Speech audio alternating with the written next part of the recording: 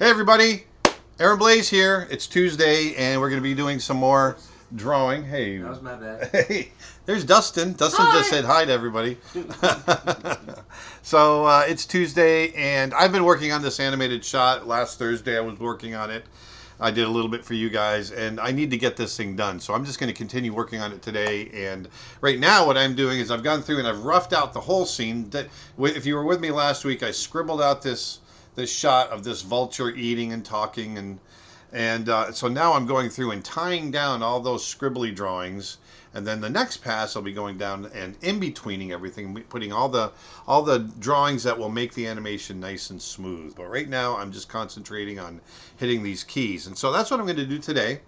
And we'll just do the usual today. Oh, you might notice also that I've got a new background. We're going green screen now, so that's. I was gonna say, like, something's a little different about your setup. I'm green screen. Hey, actually, I lost my arms. Hey, but we got our. There it is. It's up there. We got our logo there, and so yeah, we're going a little bit more high tech. I just wanted something that was I wanted a background that was a little less distracting, and I got to hydrate. Always make sure you hydrate when you're drawing. You don't want to get dehydrated while you're drawing. But so we're going to do that. I got Dustin with me as usual. He's going to be fielding questions.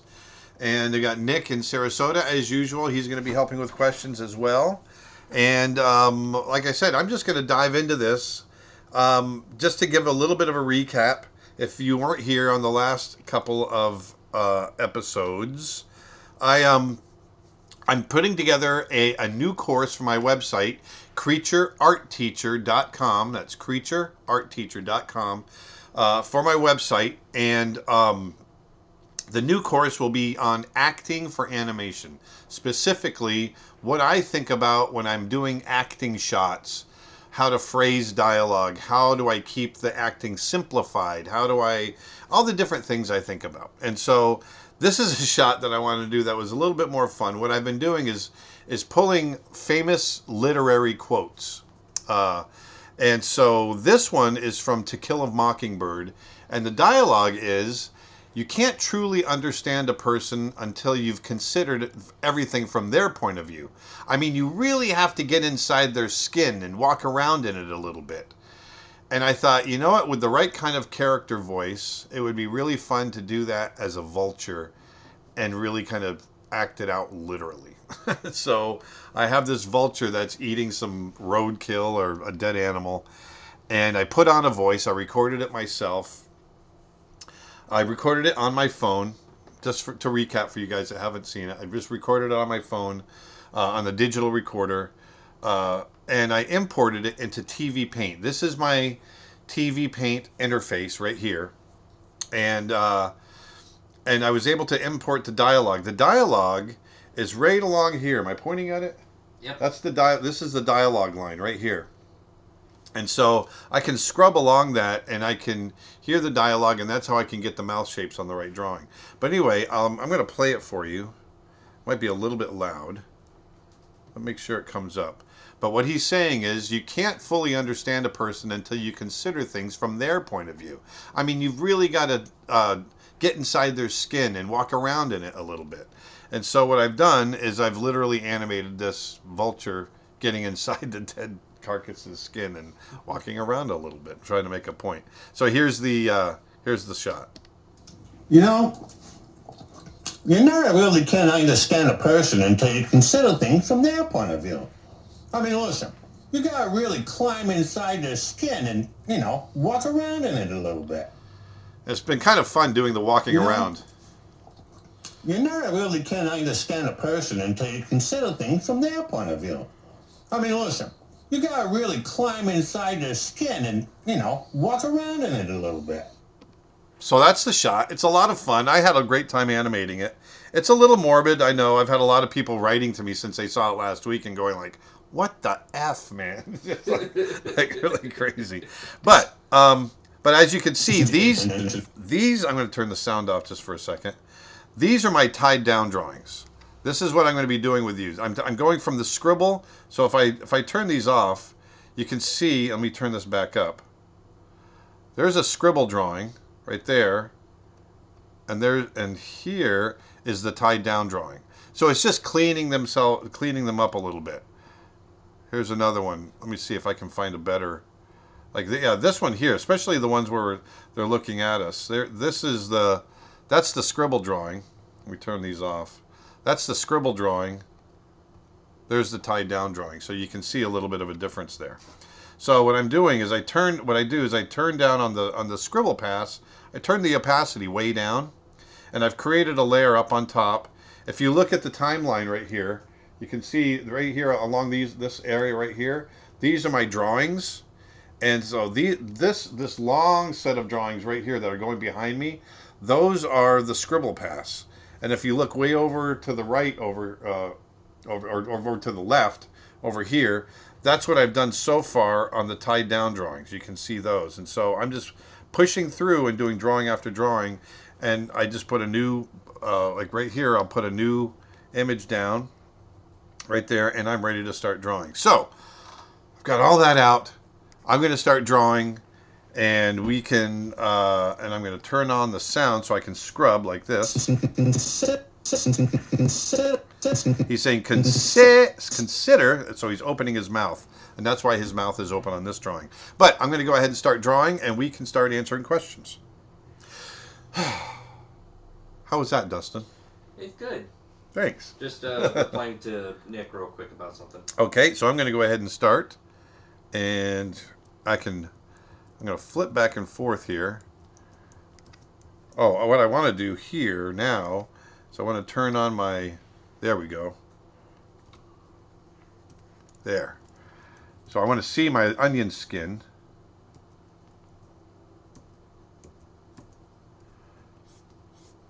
And he's starting to come up. His back is starting to come up, so I'm going to start having all that start to come up there. And his wing is going to start coming down a little bit.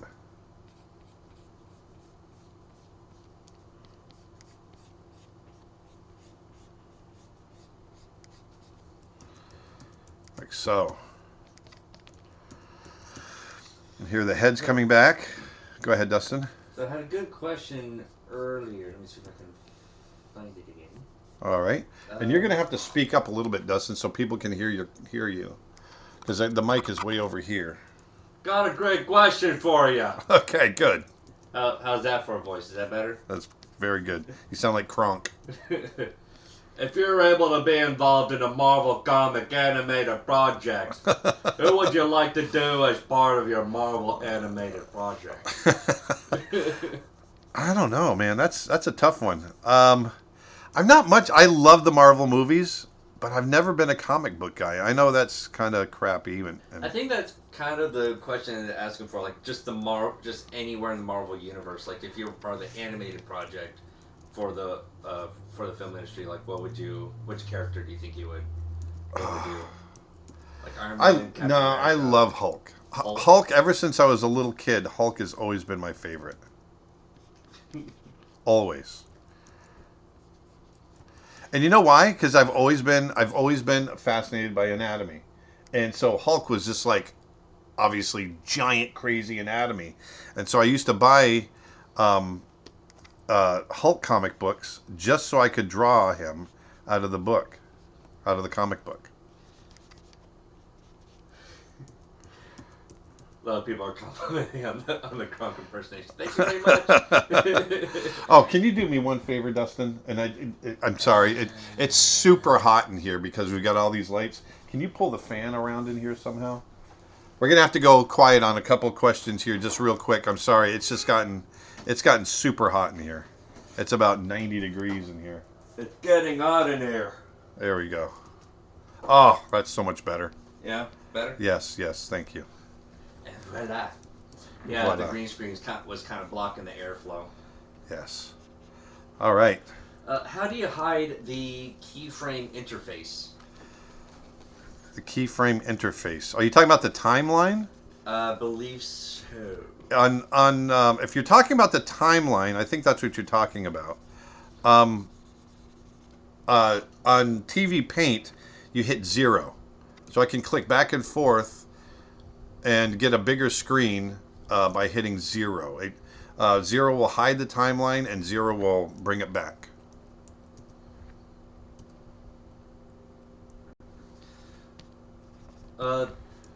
So Glenn King said he never used the onion skin light table off. What do you think about that? Well, I never used my light table when I was on my actual desk. But the way I work on TV Paint, it's a little harder to go without it because I only scroll between like 3 drawings at a time rather than 5. And so I've come to kind of depend on it. But yeah, when it came to actual animation, real animation, I'm sorry, not traditional animation on paper, I never used it either. It was easier, and it was Glenn that told me not to. That's how I learned that from Glenn, because he was my mentor. So I just never used my light. He really taught me how to, see the animation. Don't depend on the light to see the lines. Try to use your mind's eye to see the animation as it's flowing by flipping those 5 drawings at a time. And so I worked very hard to train myself to do that, and so I just never used the light table.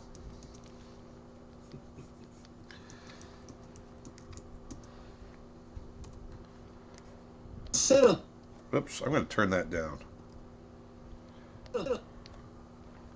So what I'm doing is I'm just going through, once again, for those coming in late, I'm just going through and creating a new layer on top. I've pushed the opacity way down on my scribble pass, which is down below right here. Right? Where am I? Oh, I'm leading out of it. Yeah. Right here. There's my scribble pass right there. And then right up above it, I'm doing the tied down pass. And so I just create a new drawing on top. And I just keep clicking back and forth. Nick is saying something on the. Oh, I know. I know. I look super red right now. Sorry. That we are having some chroma issues, and we'll have that fixed by the next time around. Yeah, it's kind of a weird balance because since we're using so much green, it's shifting the camera everything. is trying to readjust the coloring to fit the green, and so it's making everything more red. Yeah. And we don't know how to access the control panel for the webcam itself to fix that issue, but we'll get that figured out. Once we do, it should be a lot better next time. So just imagine I have super, super, super high blood pressure right now. Or that he's really angry. Yeah. And at that moment, I'm just gonna step back like a mile. And my sister and I always call that dragon's breath. Yeah. My fuse would be short sometimes with my cheering. And also in very, very crowded spaces. Yeah, I'm not very good with crowds, and so I wouldn't handle crowds too well. So he said Dragon's he turned breath. into Thanos. Yeah, it's funny. My kids always called it dragon's breath. Yeah. I think the worst case we ever seen was at the airport when you dropped Austin and I off. Yeah. Well, that was just. It was a really busy day. Incompetent people. So about the vultures, are they antagonists, side characters? In my mind, this is just a couple of dudes having a meal, discussing life. That's how I was picturing it. They're just a couple of guys that hang out together, and it's just like you and your buddy, and you're just sitting there at a restaurant talking about just whatever. The way these guys are just talking about, the way to, this is how I deal with people. And you can't really understand them until you really kind of get inside. You got to basically walk a mile in their shoes. That's the sentiment here. You got to walk a mile in their shoes to understand them. But here he's literally getting inside the skin, which is I just thought would be kind of fun. It's kind of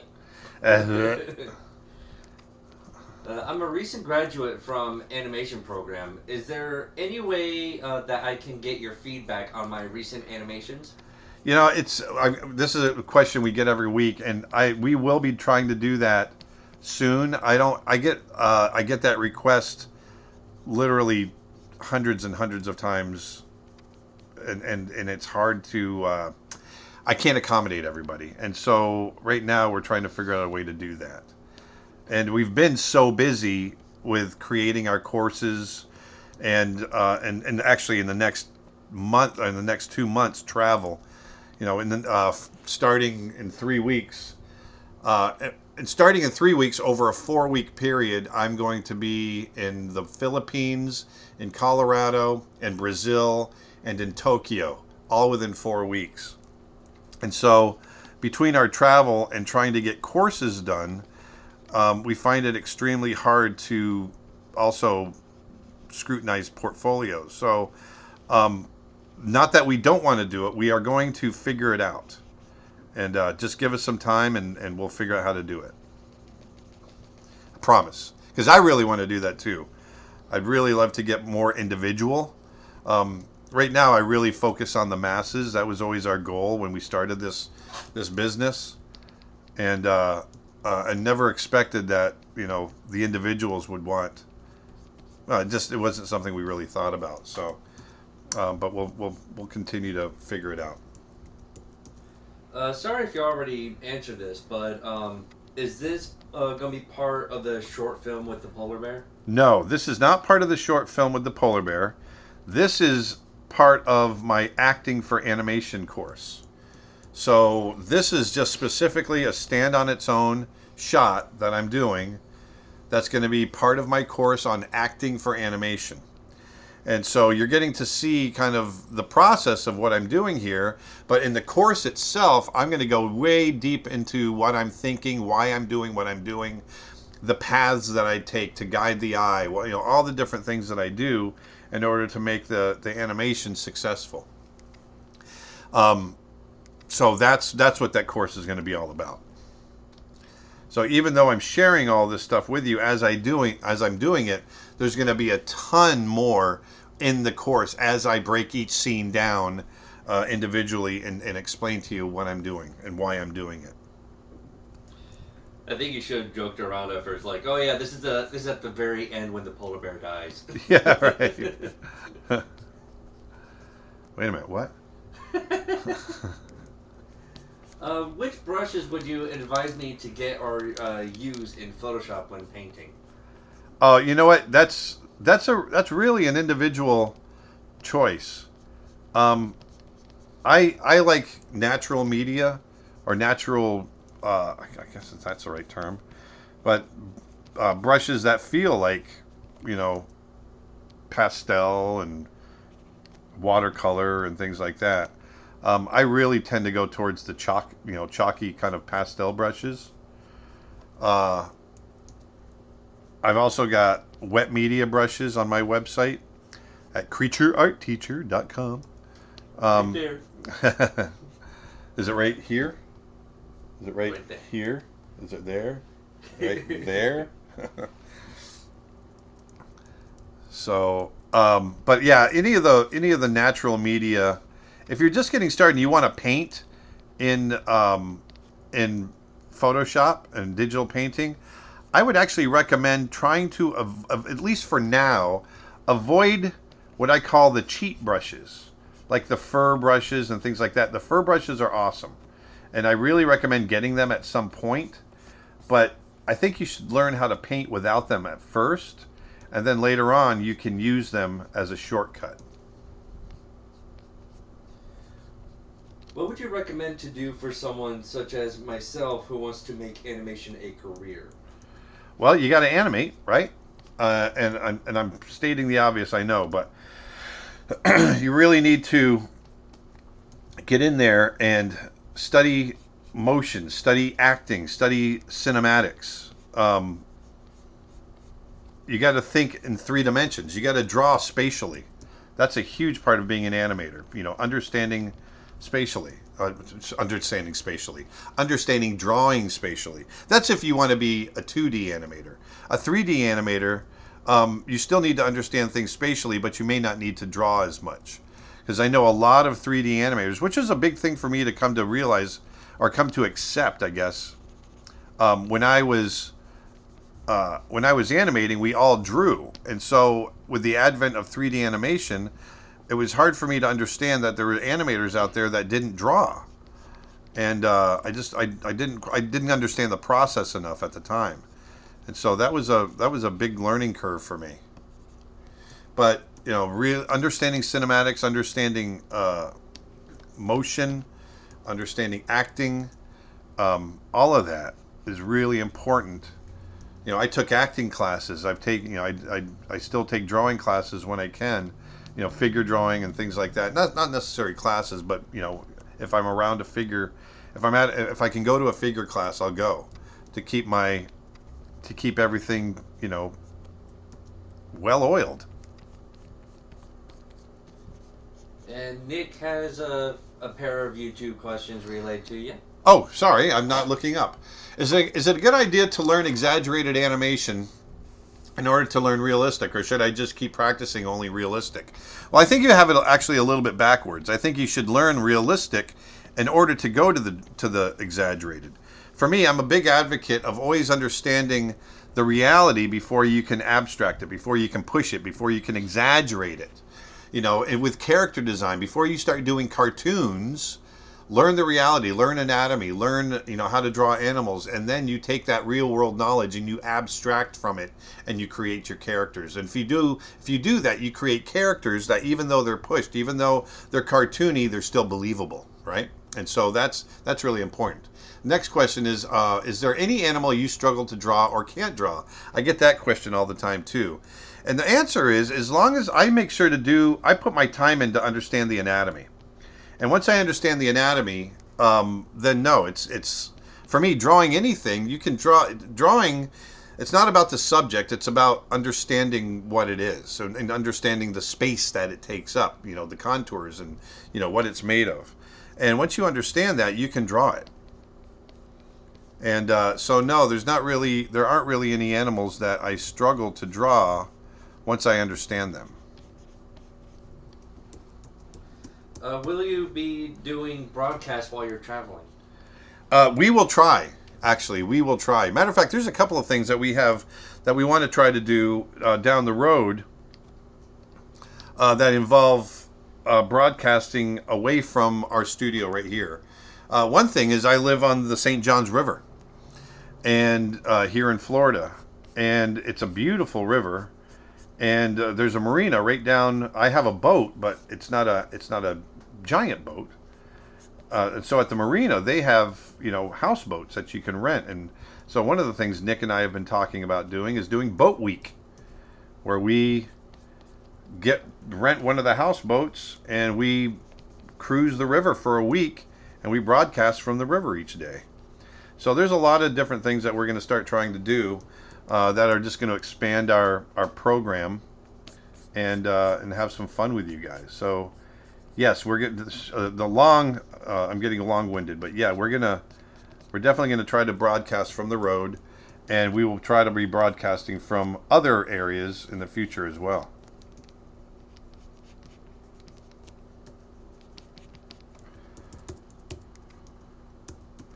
Forgot to put his little hairs on here.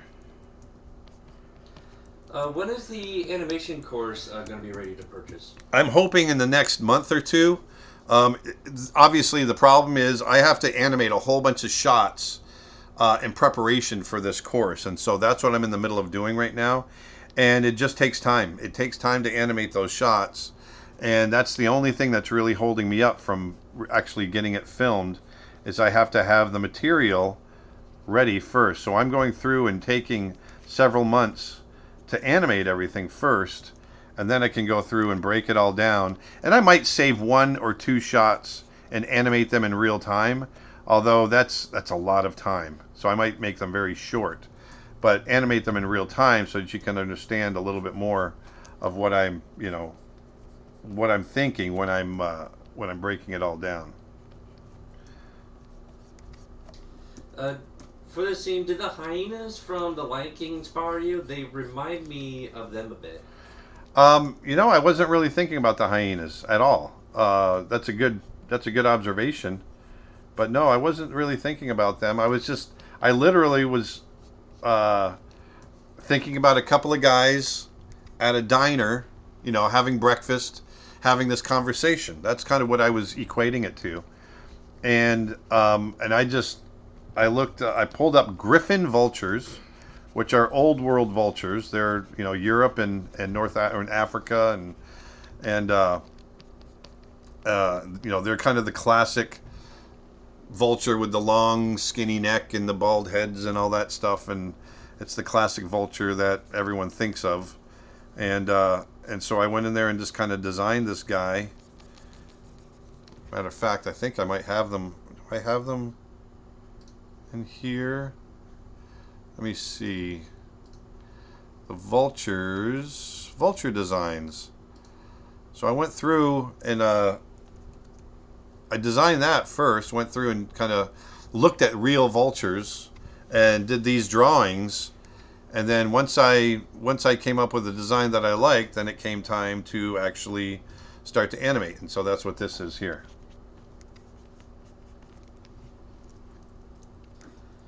I graduated from Vancouver Film School. Cool. And studied 2D animation. Have you ever been to Canada and worked with Canadian animation studios? Well, I've been to Canada. I've been to Canada many times. I haven't really worked with any Canadian animation studios. I've kind of, I've talked to a few,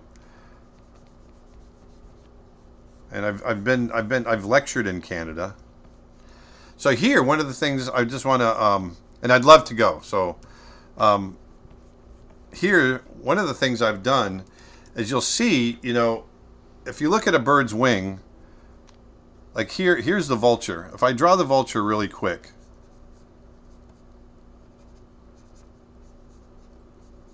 like this, they've got this tuft that comes down, their back comes down, and their wing is like this, like that, right? And it comes way back, and their legs are here. Imagine this as their shoulder, and then an elbow, and then imagine this as their hand. That's the way a bird is built.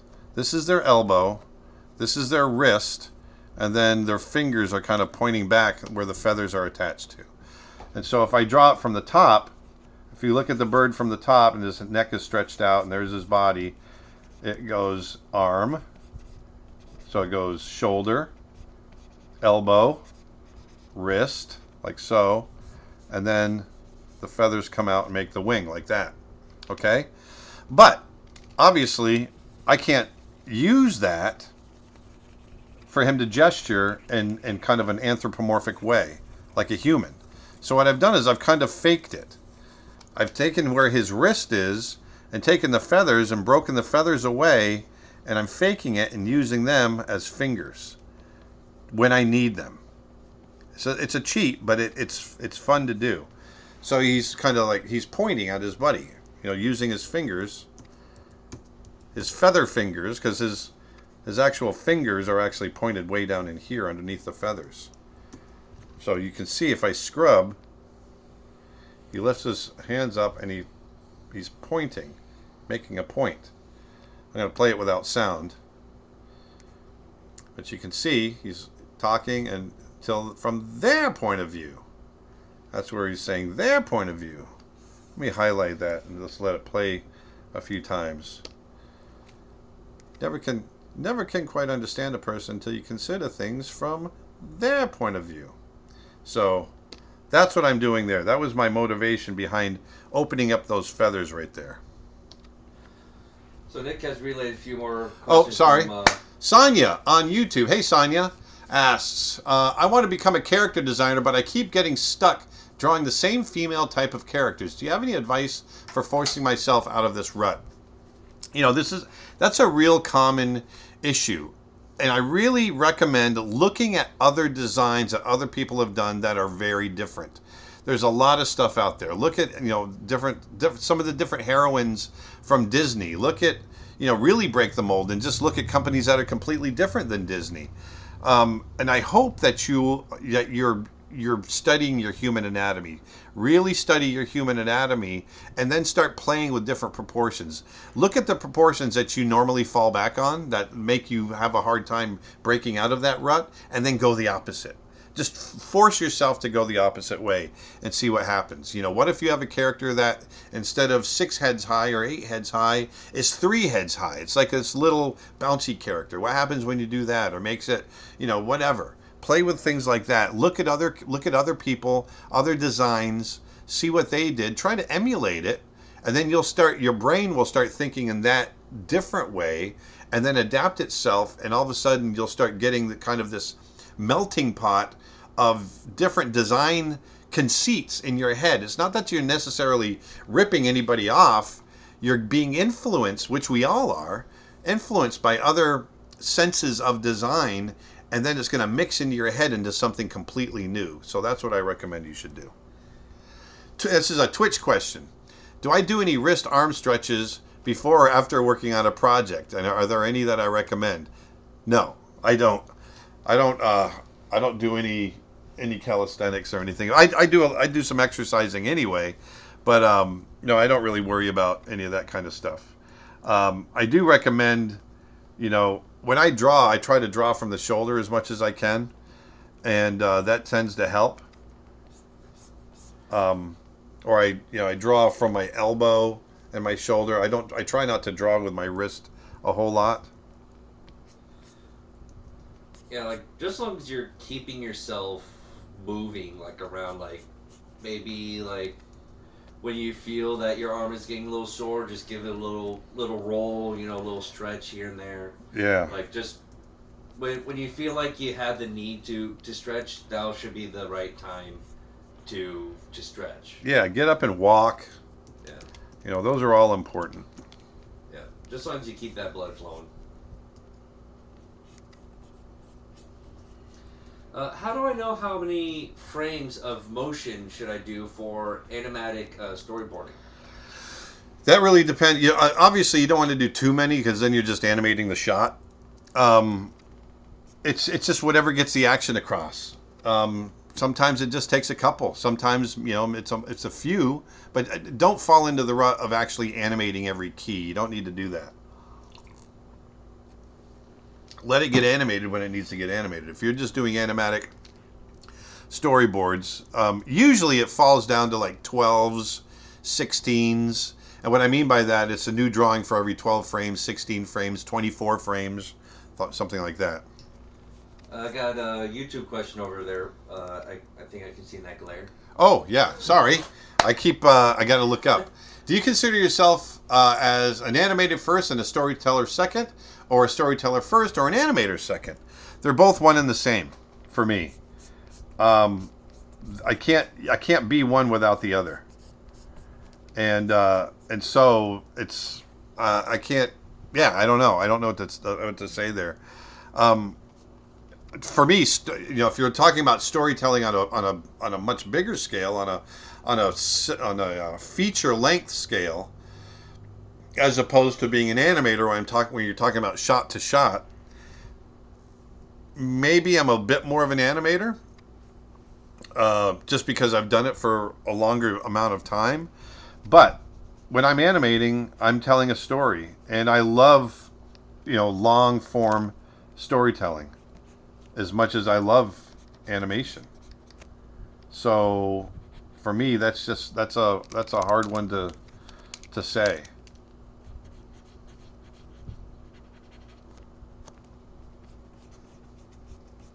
And don't worry about like having to pay attention to the screen all the time. I've been there. Okay.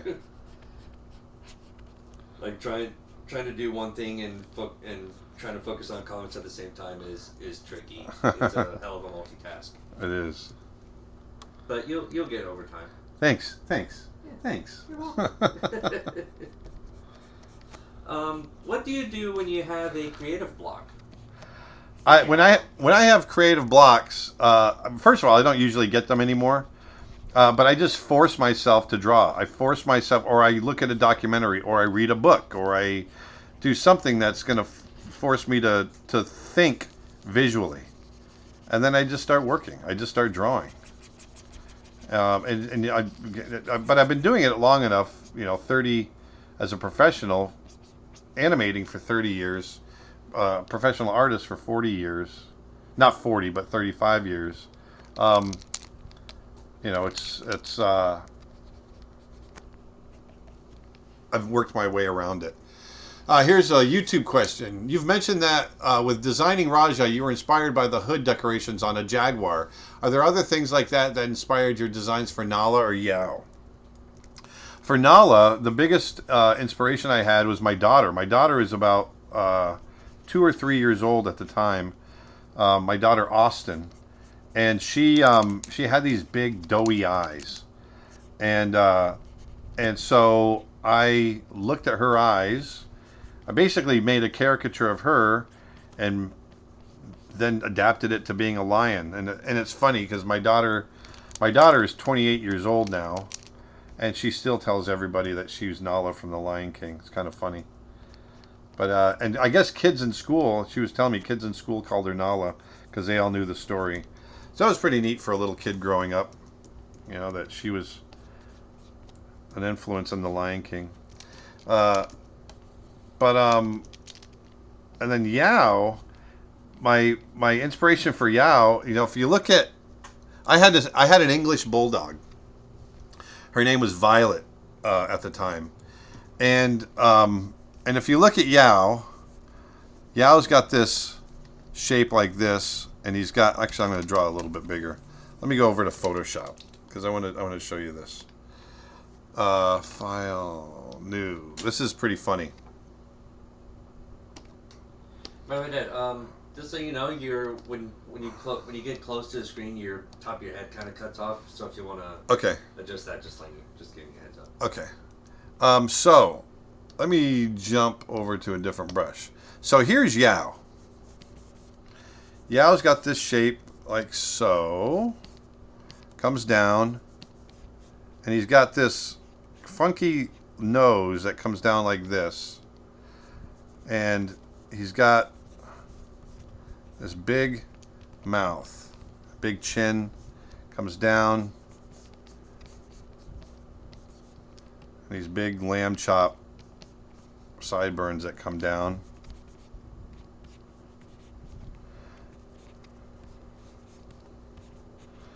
His swollen eye,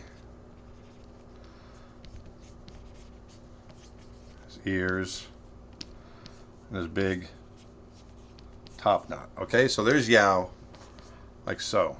Well, the first thing that I was having trouble figuring him out. At first, he kind of looked. He just looked. I kept doing this with his nose, and he had kind of a normal chin, and he still had the swollen eye because that was part of his character. But I couldn't get a nose that I thought was really appealing until I went home and I looked at my bulldog, and she literally had this nose that kind of looked like this. That was her fat pug nose. And so I put it on Yao, like so. And it still wasn't looking quite right. It still wasn't where I wanted it. And so I looked at her chin. And she had, a bulldog chin. And so I came back and I went, hey, wait a minute. And I put this big kind of bulldog chin on him. And that's when it went zing. That feels like the guy that I'm looking for. There's Yao right there. All inspired by my bulldog. And what's funny is if I come like this, and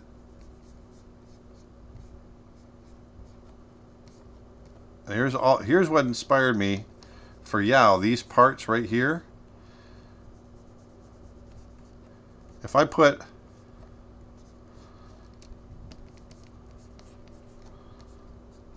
dog ears on them and leave off the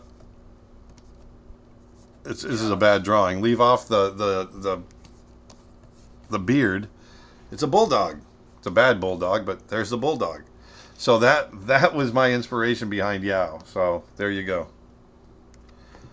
And then my daughter was for Nala. So when is the animation course going to be ready to purchase? We just had that question. I'm gonna have this ready. Hopefully, I'm working hard trying to get this done. But I'm having to animate all the each individual shot first. But I'm hoping to have it done. There we go. In the next month or two. Month to 6 weeks. Do you know about Olin Rogers? I don't. Who's Olin Rogers? No idea. No idea. The bird on the left's expression is like, whatever you say there, Bob. Yeah, he will be animated. The guy on the left, he will be animated at some point, but that's basically just going to be his expression throughout the whole thing. He's just get meat splattered on his face. He's just sitting there listening. Yeah. His biggest reaction is going to be towards the end when his buddy comes up with this kid. It's just going to be like all surprised. Yeah. Like, what are you doing there, man? So he's going to get flung when his buddy comes forward and says, from his point of view, and he comes forward and that meat kind of swings around his head, the guy on the left is going to get splattered with a little bit of stuff. Yeah. Some guts and meat.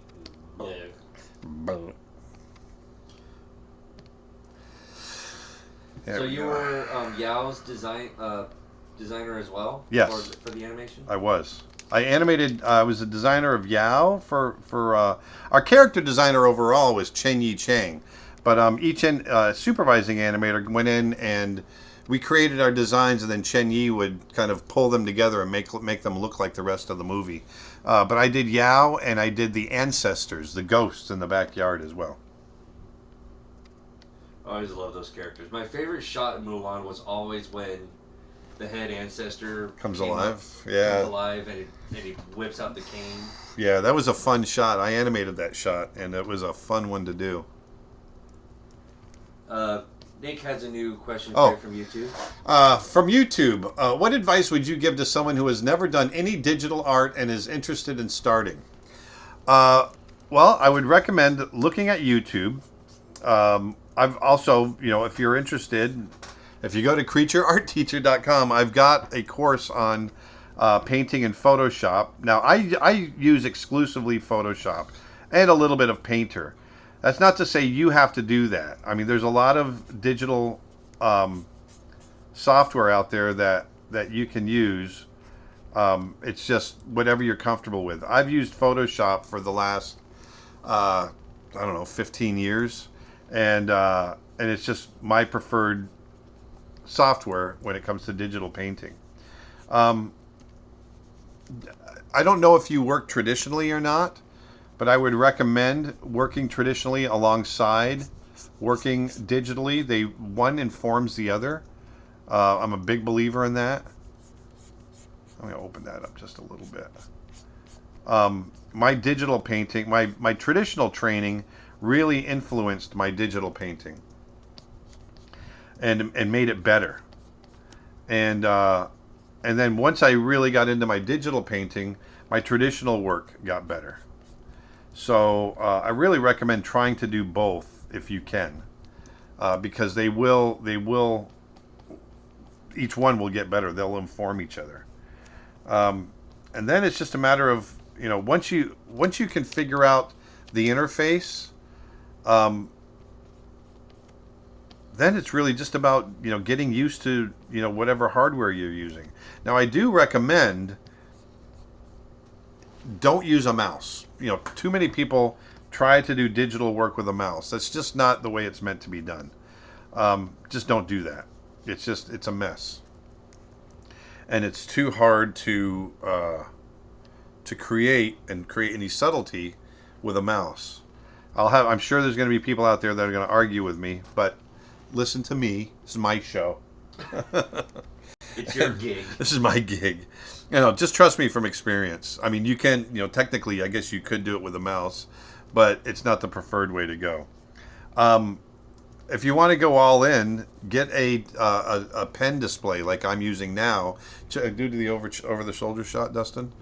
This is my pen display, and this is a 20. Now you don't have to go this big. I know this is kind of overboard, but this is a 27-inch QHD Wacom Cintiq, and I use this obviously every single day. This is my workhorse.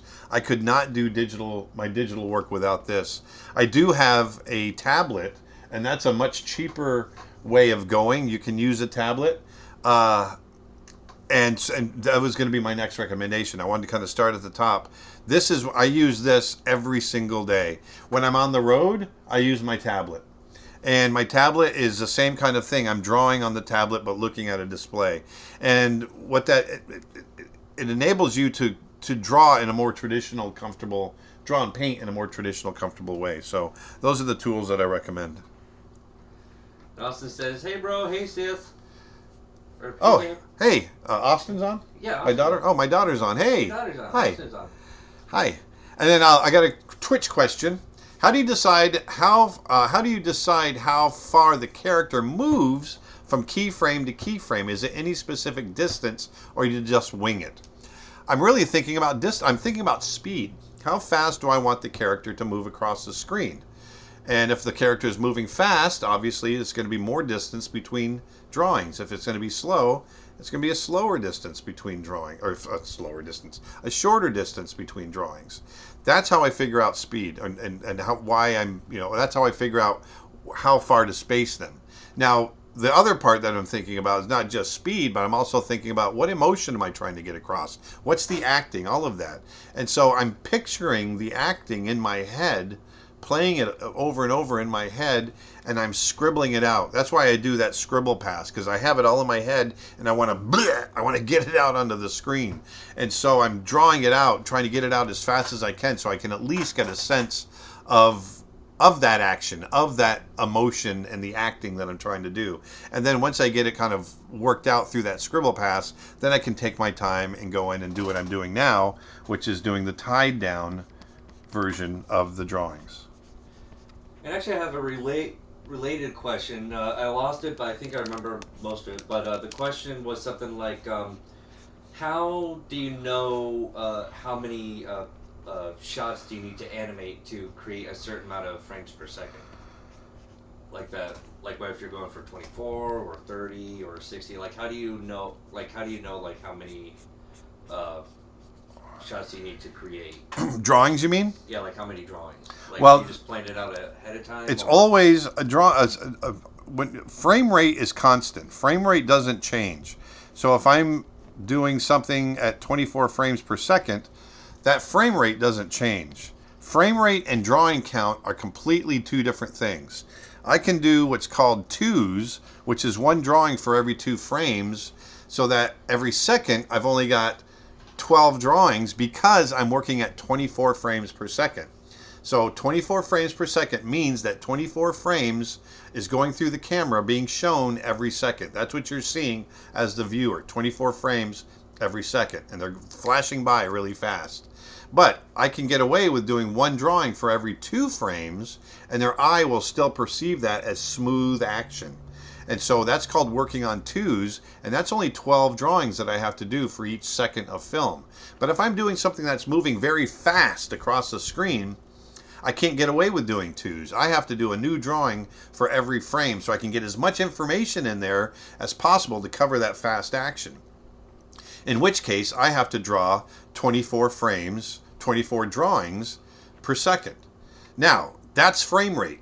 Now, there might be 30 frames per second, in which case I'd be working according to that frame rate. Or there might be 60 frames per second, in which case I'd be working according to that frame rate. So frame rate is just literally is the number of frames that goes through the camera per second, and that will help me determine the spacing between in the movement of my drawings. The less frames I have going through the camera in a second, the wider the gap between drawings, the more spacing between drawings and getting the movement. Okay, so like if I'm doing 24 frames per second and I want to move my hand across the screen, I'm going to put my hands further apart each drawing than if I was doing 60 frames per second.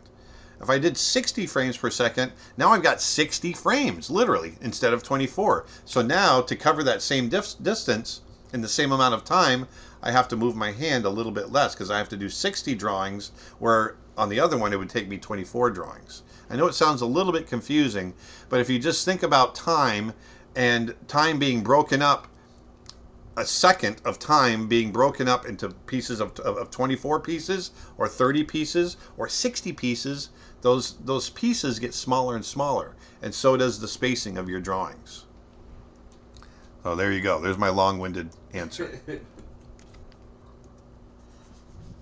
What kind of computer do you have? Mine gets frozen with just one drawing. I've got a Mac Pro, so because I do a lot of film, a lot of video, and I need that processing capability. So we bit the bullet and we got a Mac Pro. It looks like a tiny cylindrical trash can. Yeah. Whoops. Let me look at something here. Yes, it does. I want little pieces. I haven't been drawing all my little pieces falling off. Is that a new question from Yes. Okay. Sorry, I'm just. 1 second. I will get to it. I'm just focusing on getting these pieces falling off. And sometimes it's hard to see the questions from all the way over here because of that glare. But he says. I'll get it in just 1 second. Okay. I'll let you do that. There. Would it be better to wait for a story to be finished before animating, or animate the written scenes as the story is being written? No. Always finish it. Finish each step before you go on to the next step. Always. Because if you start animating, first of all, you have to understand, you're thinking, whoever's asking this question, you're thinking about just doing a single draft. And the way we work, or at least the way I work, is I never have it right the first time. There's always room for improvement. So when I write a story, I work on that and I work it and I work it. Just like a rough drawing, a story goes through the same stages. When I'm doing a finished rendered image, I start rough and I make adjustments and I move things around and I work it until it looks right. And then eventually I have a finished image. Well, writing to me is the same way. When you start writing, you write a rough draft. And there's going to be adjustments. You might get rid of a character. You might change the shot. You might change the order of scenes, whatever. If you start animating before that is written, you're going to be wasting a lot of animation because you're going to be changing things. And if you do that first draft and just animate what you've written, then I think you're going to be animating something that could be better. You know, force yourself to go in. Always force yourself to go in and rewrite. I don't know a writer in Hollywood that does everything first draft. Nobody does. And so you have to be willing to go through and understand that your first draft is going to be garbage. And you're going to improve upon it until it becomes a gem. And it just takes time to do that. And it takes discipline. Have you ever have you made or been involved in the process of making a comic book? I never have. And and I think it would be really cool to do it. I've just never been involved in it.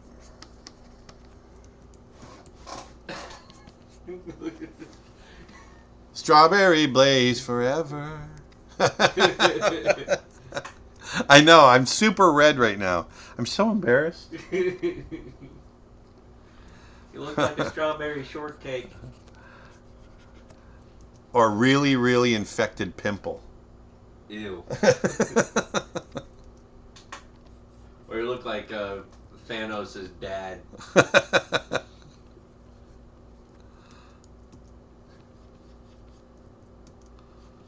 So I'm slowly going to get these feathers back in place. Do you have a Wacom Studio Pro? If so, how do you like it? Yes. Wacom Studio Pro is the one that we've been using. The one that you've been using and I've been using. Oh yeah. Yeah. The portable. Yes. Portable one. Yes. And we love it. It is fantastic. Yeah. I think that's the Studio Pro, right? Yeah. I think so. Yeah. Yeah. Yeah, I remember you gave me the older model a long time ago. No, the new one we have now Yeah. that I've been using and you've been using. Yeah, I like that one much more. Especially because the power button is not a button; it's an actual switch. Well, that's not the That- only That's reason. not the only reason, but for me, that's a big reason. Yeah. Because the way I usually have it set up, what I'm drawing, on it is I would have my palm holding it at like the bottom left-hand corner, which is where my palm is right where the button is. Yeah. So whenever I pick it up, I end up accidentally hitting the button and putting it in rest mode. Oh. Oh no! Oh no. Oh no. Oh no! Yeah, like all the extra USBs on it. That's the one thing that throws me off a little bit. I'm so used to the standard USB ports, but it's all USB-Cs on it. Every single one of them is all Thunderbolt. Oh yeah. Which is nice, but at the same time, if you're trying to use like a whatchamacallit, like a media flash drive or something, Yeah. to plug into it, you would need a Thunderbolt adapter or a USB-C adapter. Yeah, but that's just becoming standard across the board. With Macs, yes. Not for PC though. PC is still staying with the rectangular USB.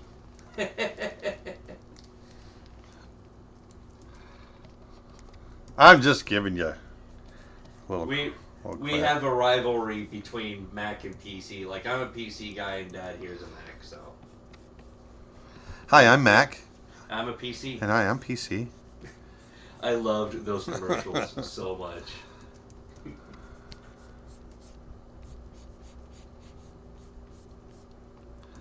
I actually auditioned Justin Long for Brother Bear. Justin Long was Mac. You know, the guy that played Mac? Yeah. Yeah, I auditioned him for Brother Bear. He auditioned for Kenai.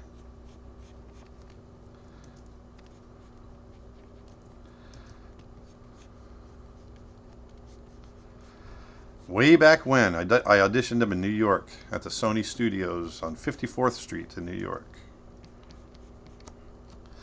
All right, YouTube question. How did Nala and Simba, baby version, move in sync together so well, being that each had their own separate artists? Well, they didn't always have their own separate artists. Well, first of all, when it was separate artists, it was Mark Henn and myself, with occasionally another artist doing Simba or Nala. But most of the time it was Mark Henn and myself.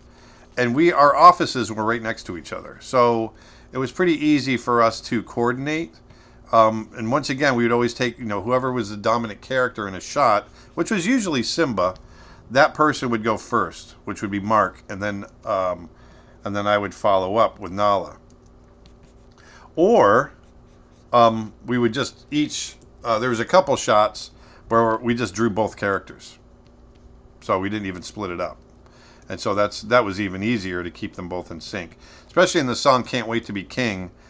There's a lot in there where I drew the two of them together, and Mark drew the two of them together on some of his shots.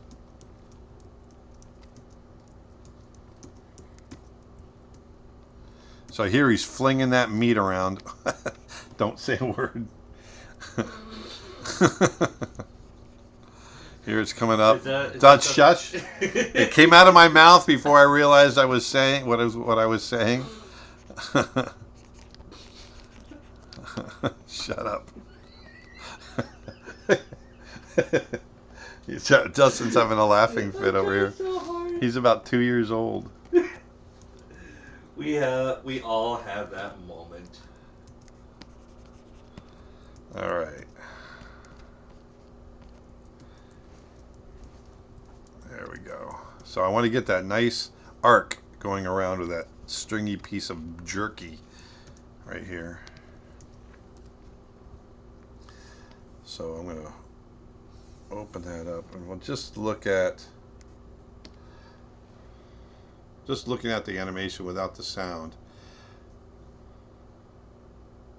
It looks like he's just going down for another bite. This would be a really good loop. He just goes, he goes in for another bite. There's my loop. Alright, so I'm going to play the whole thing with sound. Let's see how we're doing.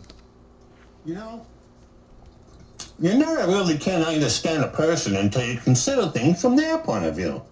I mean, listen, you gotta really climb inside their skin and, walk around in it a little bit. One more time. You know, you never really can understand a person until you consider things from their point of view. I mean, listen, you gotta really climb inside their skin and, walk around in it a little bit. There we go. That's coming along kind of fun. Obviously, not all the mouth shapes are in there. I'll be getting all the mouth shapes in, soon. But I've got a new question from YouTube. Oh, no, that's an old one. Sorry, I kind of reappeared in my peripheral.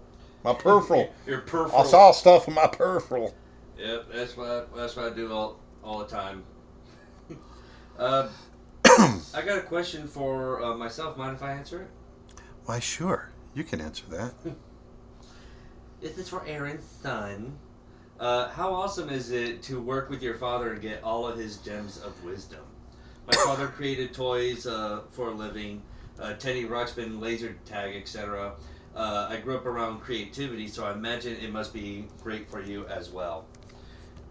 Having my dad as a boss is a lot of fun, and also at the same time a little intimidating at times. But most of all fun. And also a lot of the stuff that I've been doing behind the scenes, I learned from him, like the video editing that I do. He actually taught me how to do that, as well as building Photoshop brushes. So he's been helping me a lot with that sort of stuff. But yeah, working with him has been fantastic, and something I've always wanted to do, and being able to do is absolutely fantastic. And I got to say, it's been great for me too, son. I love it. I love it. Yeah, it's a dream for me.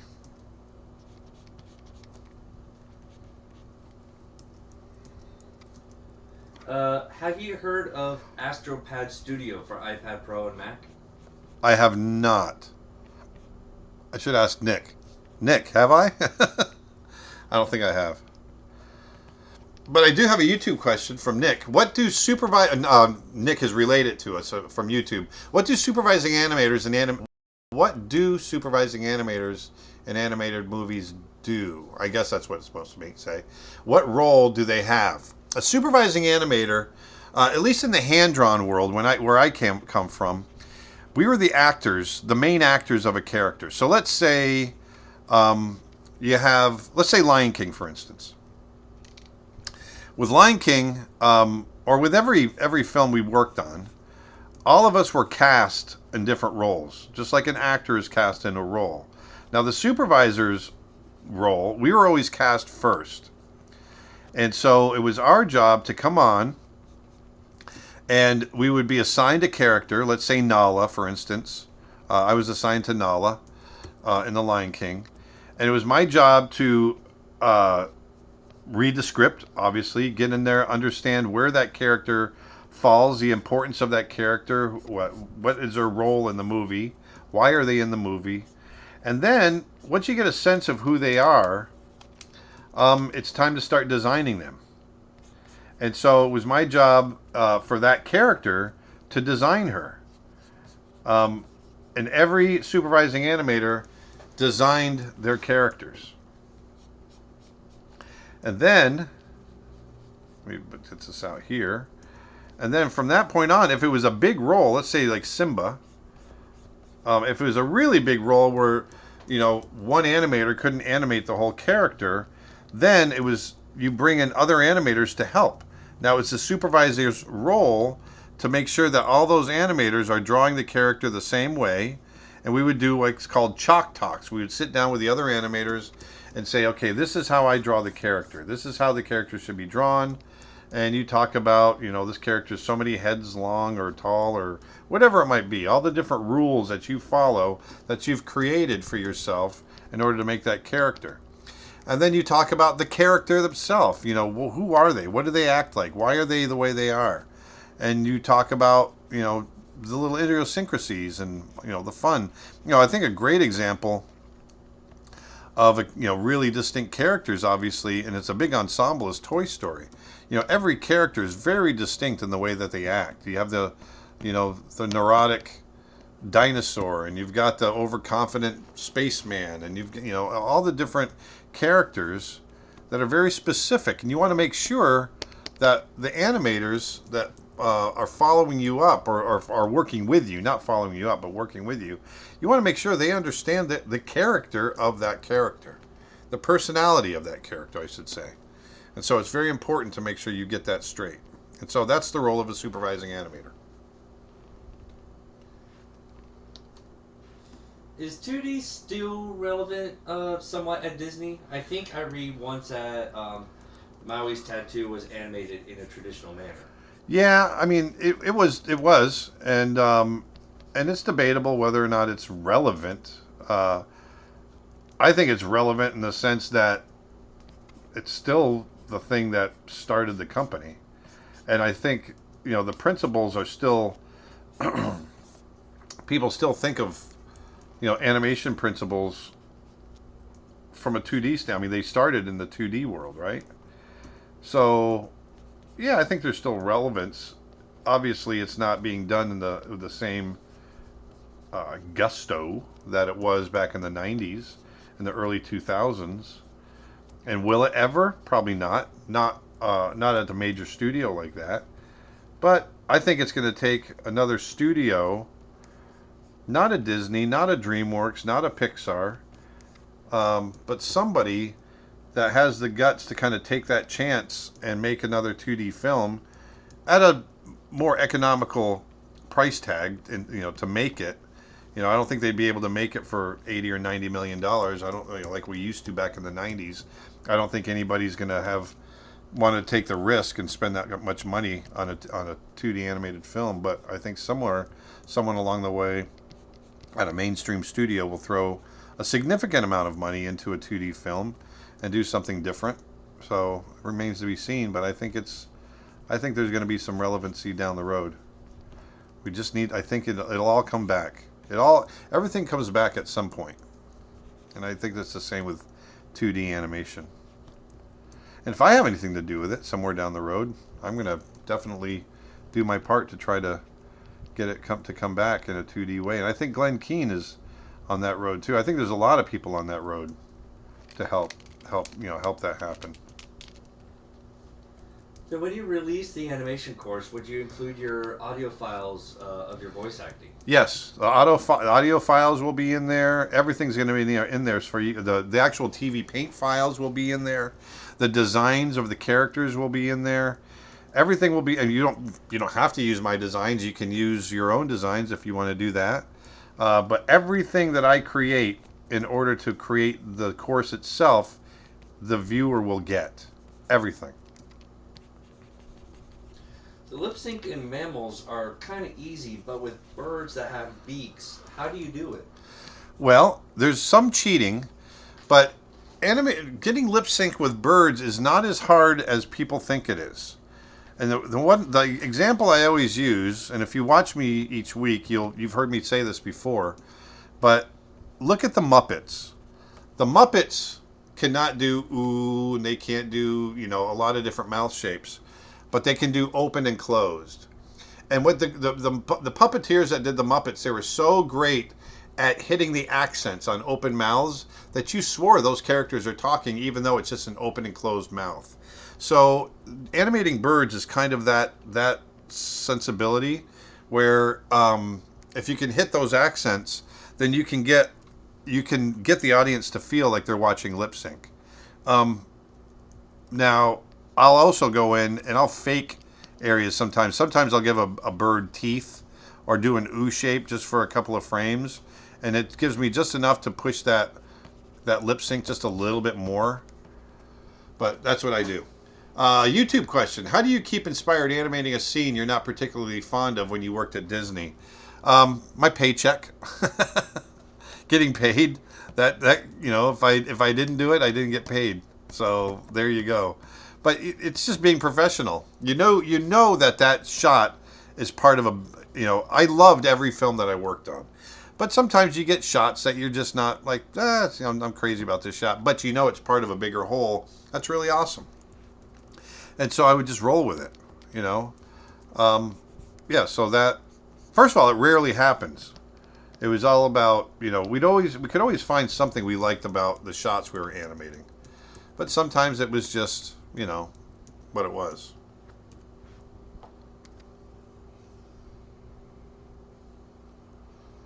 There we go. Slinging that food around.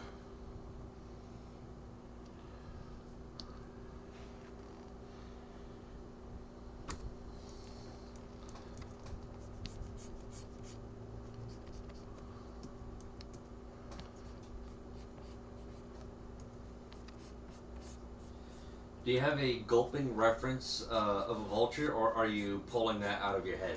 The gulping I just pulled out of my head. I just went straight ahead and kind of felt it myself as I was swallowing. And I just, I've watched birds, the way they'll throw things back, but I've seen that, and I just kind of remembered that and then made up my own version of it for the animation.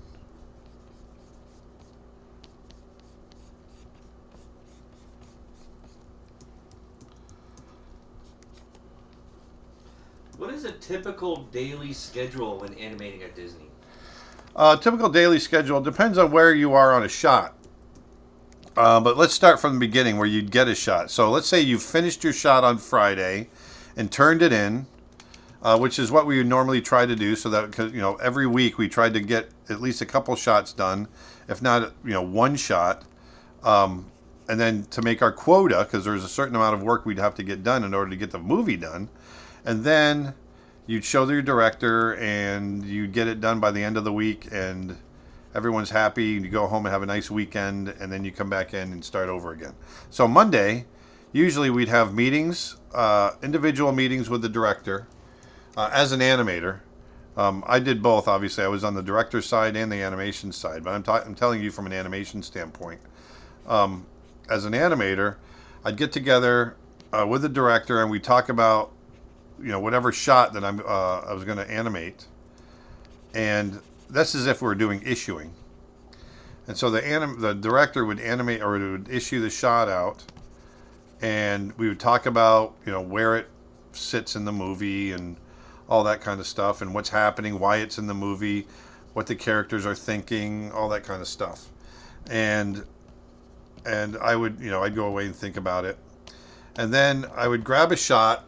Grab one of those shots, and on Monday a lot of times I'm just sitting there in my office for a good chunk of the day thinking about okay, what am I going to do? And I would do little sketches, little thumbnails, and try to start figuring out what I was going to do for that animation.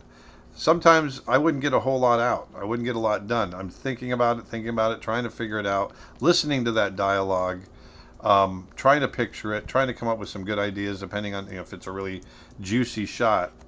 And then usually Tuesday I'm finishing up getting those thumbnails done, and I'm starting to animate. So then on late Tuesday, early Wednesday, I'm doing that scribble pass, and usually I can get that scribble pass done in a day. And so by Wednesday I'm sitting down with the director, showing them a very rough version of the shot so they can see what it looks like. So that Thursday, if I'm addressing notes, if they have any notes, or I'm tying it down and getting it done for Friday. And then usually by Friday, we have our approvals again with the director, and the director looks at it, and they either approve it or they give notes, and you try to get those notes addressed before the end of the day, and then you move on to the next week and do it all over again. And that's what we used to do.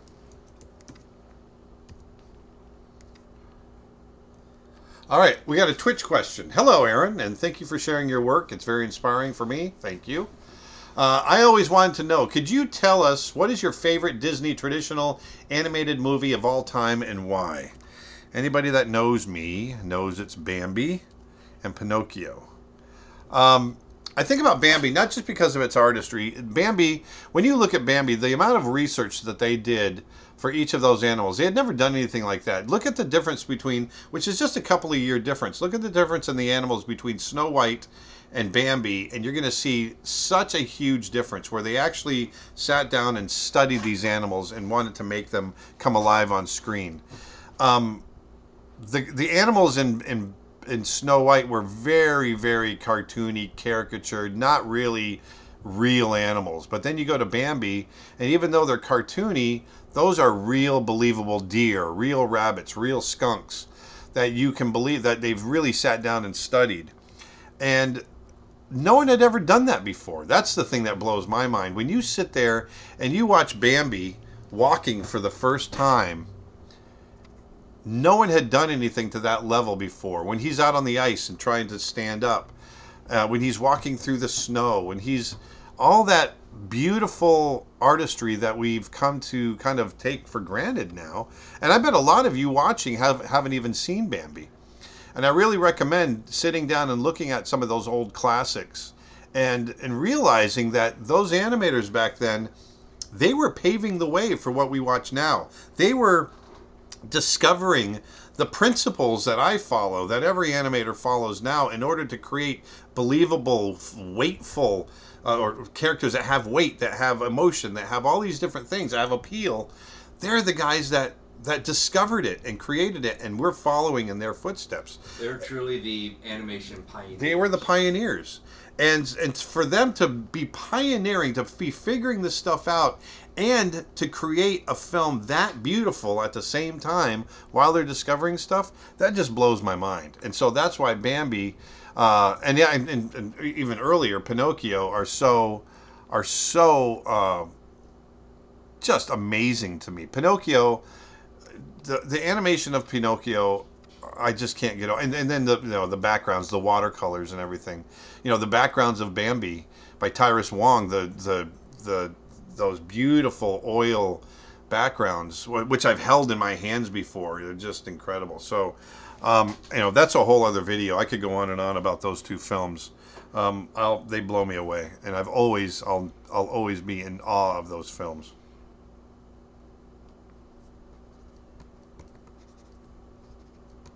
There, he gets splattered right there.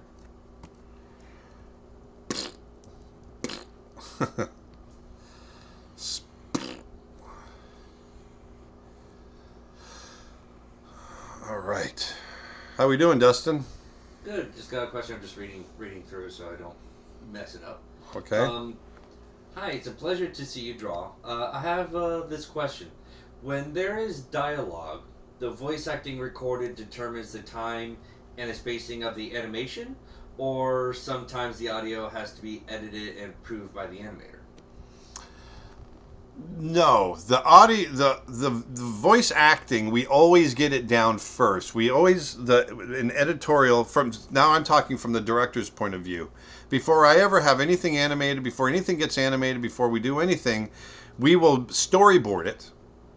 And then we will time it out in storyboards and do the dialogue recording and put the dialogue over the storyboards that we've shot and time it out that way, so that we're listening to basically a radio play and seeing some still images going by. And that's how we time it out.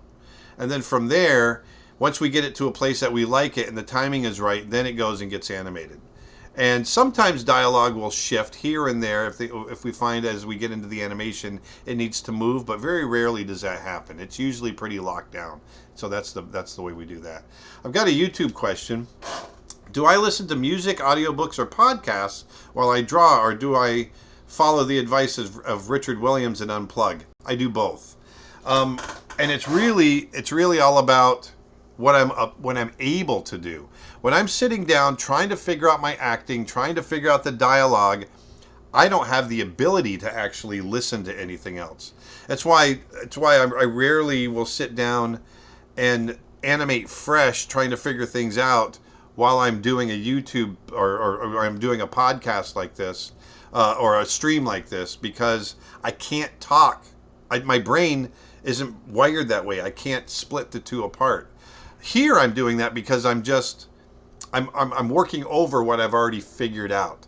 And so at this point, usually, this is what I do listen. If I'm not talking to you guys, I'm listening to music.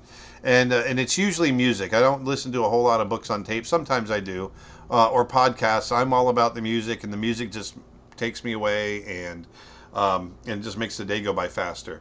And you know, I might have a day where I got to crank out 50 drawings in order to get this shot done, and so that's when I'll crank the music and just go, and you know, and put it on autopilot.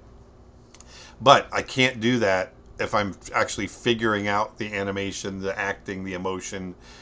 My brain is split, and I can't utilize it the right way. So it's both. You already answered that question? That's the one I just answered. Yes. Sorry, I've Yep. just been all over. That's okay. Please. No problem. I'm freaking out, man. No, you never listen to me. That's okay. It's all good. I'm just trying to figure out these questions here. Have you visited the Walt Disney Family Museum in San Francisco? I think that's it. I have not. SF. They have a great section on Bambi and Pinocchio in the same gallery. Well, there you go. Well, they've got good tastes. I think they've got a Glenn Keane show going on up there right now, or at least they did very recently. Really? Yeah.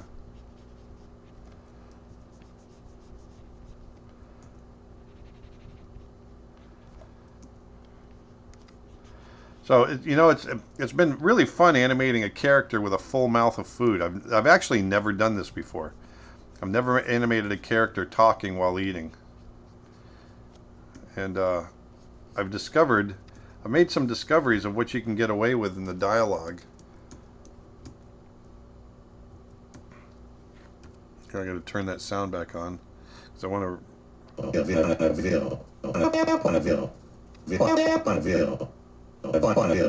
You. For stuff like this, what's the best computer for learners or beginners? The best computer? Yeah, well, it said best PC, but I would say best computer like Mac. It PC, really depends on what your tastes are. I mean, I'd say a lot of people use Mac and a lot of people use PC. In my own family, we've got, my son prefers PC. I prefer Mac. So it just depends on your budget, I think, and what your tastes are. So that's the best I can answer that question. Did I ever meet Walt Stanchfield? Yes, actually, I drew from him. I've read books about his Drawn to Life, and I love them, and he seemed like such a fun guy. Walt Stanchfield, to this day, is one of the most wonderful people I've ever worked with in animation. When I was an intern, I used to go to his class every single night, and he and I would sit and talk about painting and life and all kinds of stuff. He was such a great guy.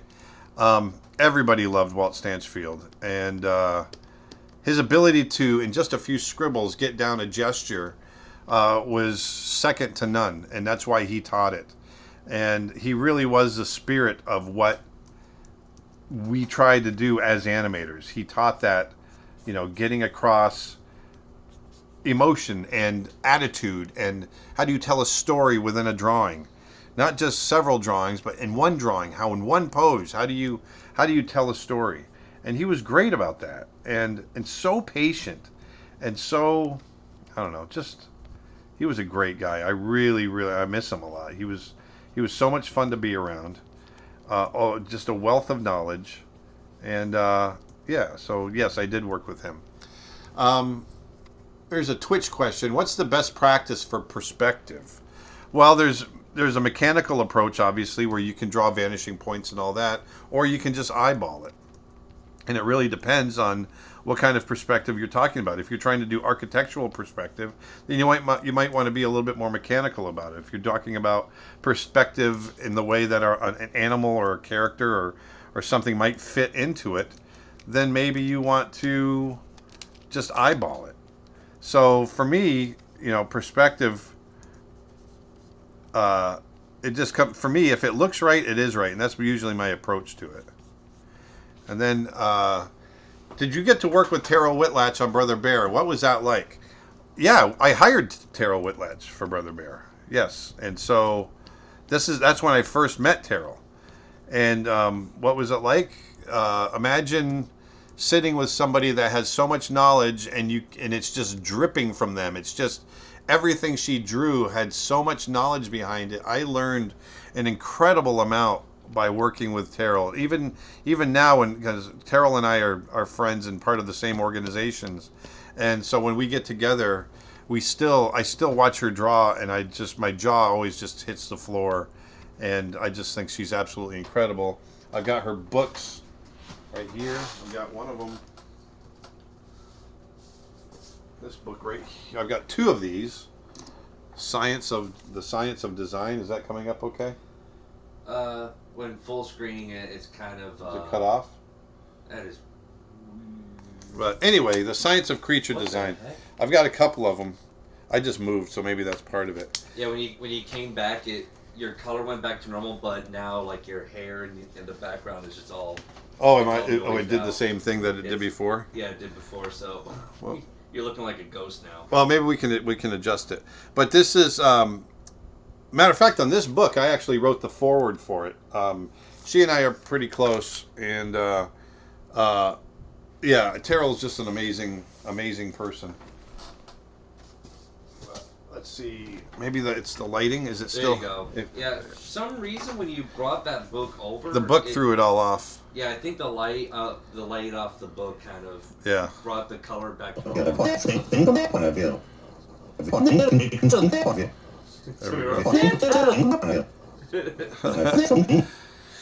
And somebody did confirm that the Glen Keane exhibit is going on right now. Oh, good. Yeah, so if you're in the San Francisco area, go to the Walt Disney or the Disney Family Museum and go check out the Glen Keane exhibit, because you won't be sorry. Let me play this again. Don't forget to put flowers in your hair. You never really can understand a person until you consider things from their point of view. I mean, listen, you gotta really climb inside their skin and, walk around in it a little bit. So we're making some good headway here. You never really can understand a person until you consider things from their point of view. I mean, listen, you gotta really climb inside their skin and, walk around in it a little bit. I'll let it play one more time. You never really can understand a person until you consider things from their point of view. I mean, listen, you gotta really climb inside their skin and, walk around. Good. Happy with that. I've got a little bit of growth on the arms here and there. I can go in and adjust later, but not too bad. I have more of a technical question about Photoshop that Google can't seem to help with. I have no problem drawing with any brush, but when I color using custom brushes at a larger size than normal, everything lags and the color takes forever to load. I have great equipment, so I'm thinking it's a setting, but I'm wondering if you know the solution to this. No, it's really just it's processing power. I'll guarantee you I'm 99% sure it's processing power. It really depends. If you go really big, especially with custom brushes, there's a whole bunch going on in the brain there, and that's why I don't go. There's only a certain size I can go to before it's just too big. Like if I go, I'll show you right now on Photoshop. Let's say image size. Let's make this 30 inches by 24 inches, and it's 300 dpi. All right, and then I grab. Let's say I grab this brush, which is a custom brush. And this might actually lag the stream, so just giving everyone a warning. Yeah, it might. Well, yeah, it might lag the stream. Because the stream actually requires processing power. If I put a big brush on here and stroke it across, see that lag? It lags like crazy.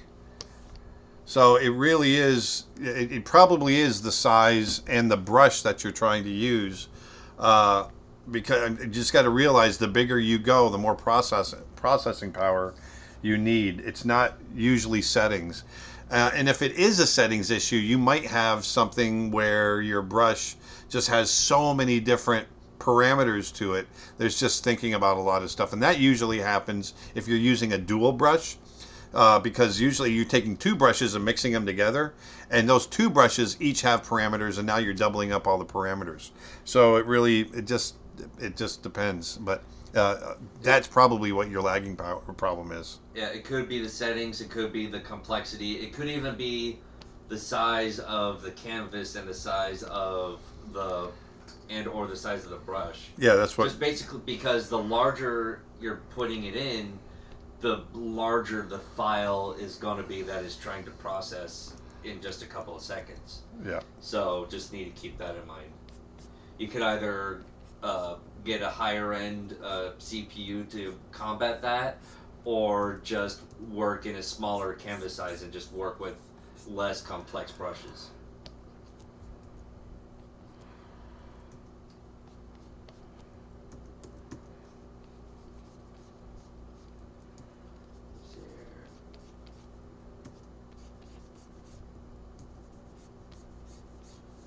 So, is the process that you're doing right now is cleaning up what you already have and then doing those in-betweens? No, the process that I'm doing now is I'm tying down my rough keys. So what I've done is I've gone through and I've done the scribble pass. If I turn off this layer right here on top, and I bring this up to full, let me turn that off. You can see these drawings are very rough. I'm going to turn those off. These drawings are very rough and scribbly. See? They're just really there to indicate the movement and the action. Now, if I turn these off and turn these on, this is what I've been redrawing. These are still rough drawings, but they're much cleaner, and you can tell what's going on a lot better. So if I play this, if I play just that, now you can see that's what the cleaned up animation is going to look like. Right there. And I'm using cleaned up I'm in the wrong way, tied down. Because if I was doing this for a feature, this would actually ultimately be redrawn again, and they would be the finished drawings that you see on the screen. But usually I go through to tie everything down like this so it's nice and clear. All the information is there for my follow-up artist, for the follow-up artist to come through and redraw it in a nice clean fashion. But you know, I always tried to do my shots nice and clean. Some animators would go really rough, and it was hell for the cleanup artist because it was such a scribbly drawing. They had to it was hard for them to figure out where to put the lines. And so I always, because I started out in cleanup, I didn't want anybody doing that to me anymore. I didn't want to do that to anybody. I always made sure to go through and clean up my shots or tie them down as much as possible. Just to make it less of a hassle for the cleanup artist. Yes. That's good thinking. So there you go. Well, there you go. Do you ever overlap and or rotate the drawings when creating in-betweens and breakdowns while animating digitally? On paper, that would be removing the sheets from the pins and overlapping the drawing features, i.e. like the head of the character. Like, would you do that sort of stuff? Yes, I can do that. I can do that. Let's say here, for example. Let's say I want to. I'm gonna go back. If I wanted to do this, I could come. Let's say here, I want to start with this head. I can grab my lasso tool and go. Hey, I'm going to take that and I'm going to circle it, and I'm going to go Command C. I'm going to copy it. And let's say I want to put a new drawing here, and I go, and I put a blank frame there, and I go Command V, and there, boom, I've started with a new head, and then I can come up here, and I can move it around, and I can rotate it, and I can do whatever. So I can start with that if I want to, and then you know, add the rest of the drawing. There's a lot of cutting and pasting and things like that you can do, and I've done that in order to keep sizes consistent on very tight animation. Let me get rid of this. X. There we go. And X. And I'm going to come back to here. And we're going to get rid of that clear selection. There we go. So we're back to my normal drawing. There it is. So yes, there are ways of doing this in TV Paint that you were talking about. Do I still listen to Phil Collins music? I was never, even though I worked with Phil Collins, and I was a fan of Phil Collins back in the 80s, I never really had many of his albums. My wife Karen, when we were together, she had Phil Collins, old Genesis and whatnot. I still enjoy Phil's music. I'm more of a blues guy and kind of chill out type music and things like that. But when Phil and I were working together, I probably listened to his music a lot more than I did otherwise, just because we were working together and I wanted to be more, aware of what he was doing and what his senses were. And I certainly listened to his music when he was writing it for us. So, but nowadays I don't know that he's writing a whole lot of new stuff, and if he is, I just haven't kept up with it. Nick says, I have I have 2 ears and a heart, don't I? Of course I listen to his music. But Phil, for those of you who are interested, I worked with Phil for 4 years on Brother Bear. He wrote all of our music and did part of our score. And he was just a great guy to work with. Very, very professional, very hardworking. Yeah, he was great. And the concerts that we went to of his were awesome. Yeah, and whenever he came in concert, then obviously we were backstage with him and had great seats, and yeah, it was fun.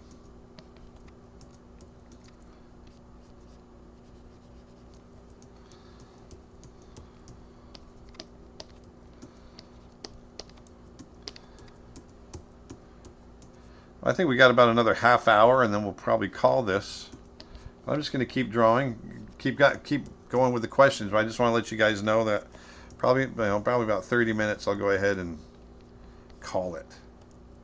Whoops. You got anything, Dustin? Nothing yet.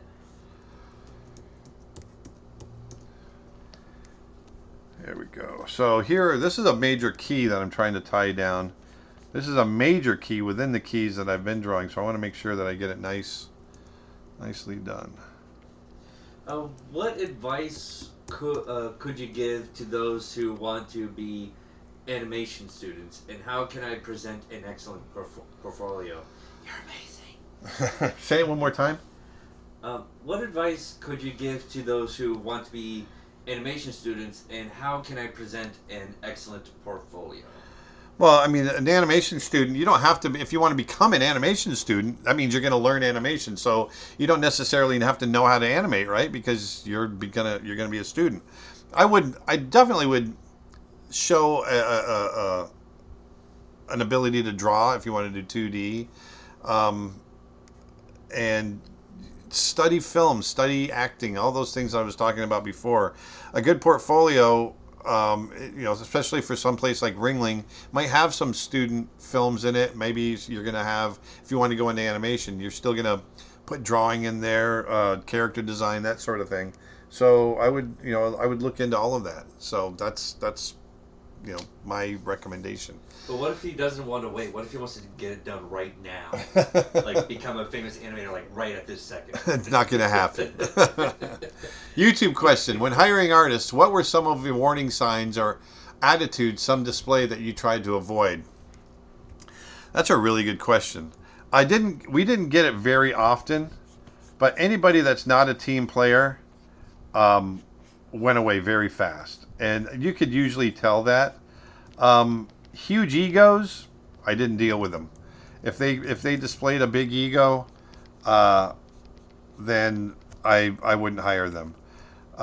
Talent always trumped, everything else. So but that being said, if they had a big ego and they were really talented, I still wouldn't hire them or bring them on, because I would much rather work with somebody maybe a little less talented, but incredibly enthusiastic and wanting to be a team player, I'm still going to get more work and better work out of that person than I am with the person with the ego.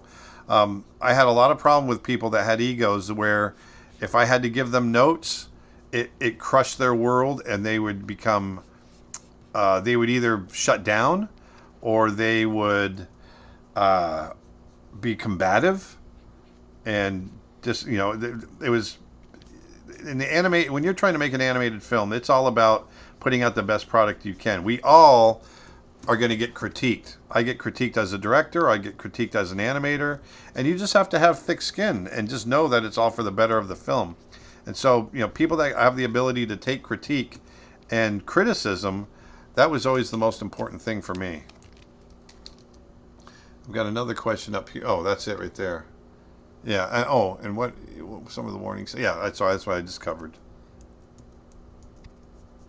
Any lip sync advice for beginners?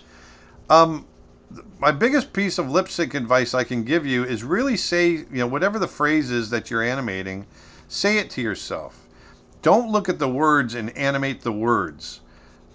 Say it to yourself and animate what you feel in your mouth. And what I mean by that is we don't emphasize every little letter that we see in a piece of dialogue. We don't talk like that.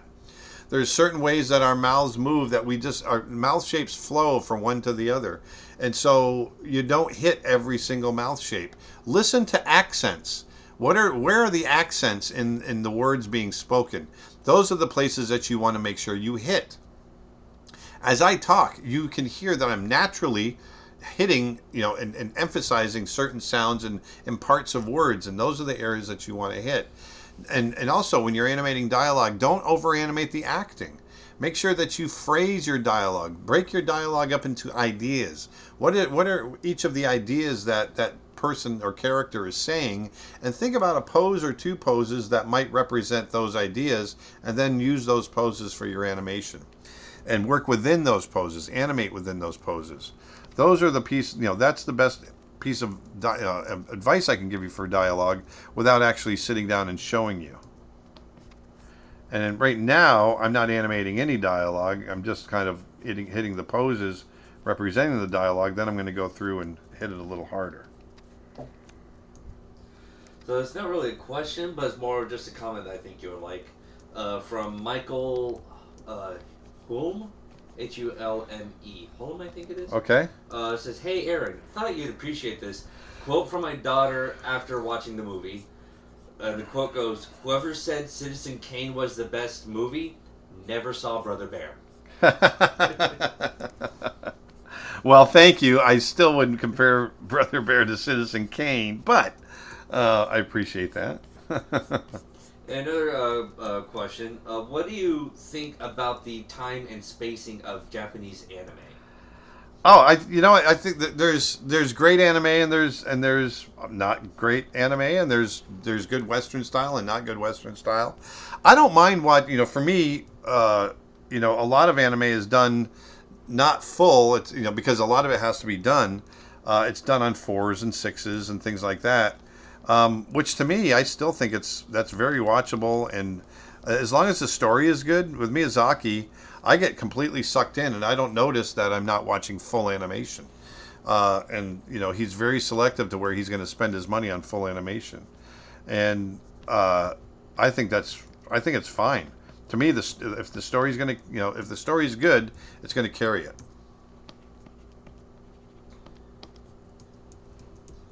And also, if you're interested in any anime, just getting started into it, highly recommend Cowboy Bebop. Cowboy Bebop. Cowboy Bebop.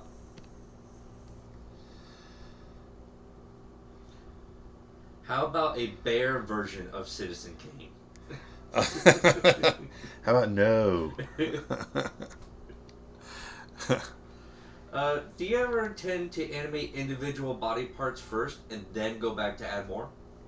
Not usually. I try to think about, unless there's something really drastic, like a tail. Let's say there's a tail, or maybe someone's ponytail.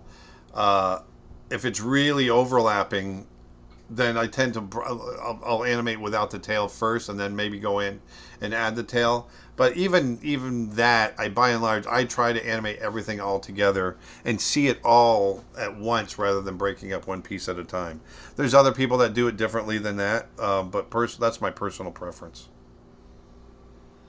I'm having trouble beginning my animations. How do you go about making them look so smooth?